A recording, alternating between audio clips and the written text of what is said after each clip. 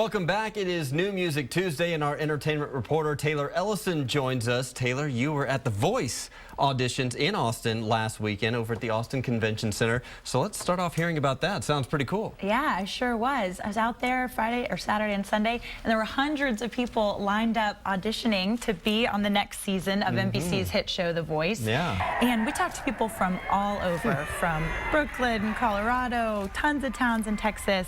They all came out to give it a shot. And, you know, one really interesting thing, Brian, was that many of the people we spoke with said this was their second or third or even fourth time to audition for one of these shows, American Idol or The Voice. So it was really interesting. Looked like they were keeping spirits up doing the wave. I know, right? Like a lot of fun. They were having a lot of fun. So you got to speak with someone from the Voice crew. What did they have to say? Yeah, so we spoke with the casting director, Michelle McNulty, and she told us about why they came to Austin and what they were looking for. And you can see that here, actually.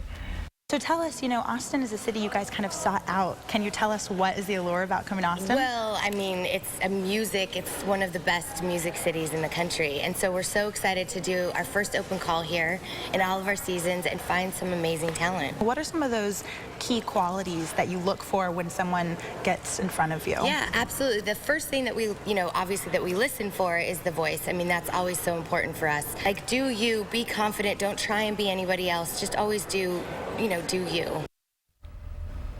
So, a strong Texas showing this last season. We'll have to wait and see what happens this time around. A lot of talent in this state. Okay, music events in store for this week. Yes, some fun stuff. If you like to sing, but you're not quite ready for the Voice auditions, the Alamo Drafthouse actually hosts really fun sing-alongs each week. And they've got quite the set list with their 80s event this Friday and Saturday. So you can join a packed theater full of people singing Michael Jackson and Madonna and all the 80s hits. And that's definitely a fun event. It's a little less daunting than going solo right off the bat. Yeah, you can get warmed up with that event. Exactly. Another event coming to town. Yeah, so actually something I think is going to be a great event this week is on Thursday night at the Parish. And it's an event called the Best of Austin Folk Music. And it's a benefit concert with great local acts, including Reed Turner and the Roosevelts and a few others you can see there.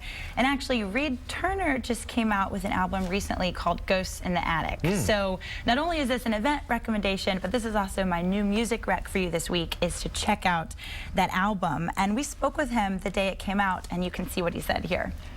The culture that surrounds music here is so interesting, one, because it's based so much on live music, and two, there's not a place in the world that takes care of its own the way that Austin does. So that's Reed right there. And so if you have a minute, definitely Ghosts in the Attic. It's his recent album, and it's totally worth listening to. Okay, before we go, any other recommendations? Waterloo Records has tons of great in-store performances coming up for us per usual, including another local artist worth checking out called The Octopus Project. And they are going to be next Monday in-store at 5 p.m. And it's a show you don't want to miss. Wonderful. Taylor Ellison, thanks for joining us today. Thanks once again, Brian. All right.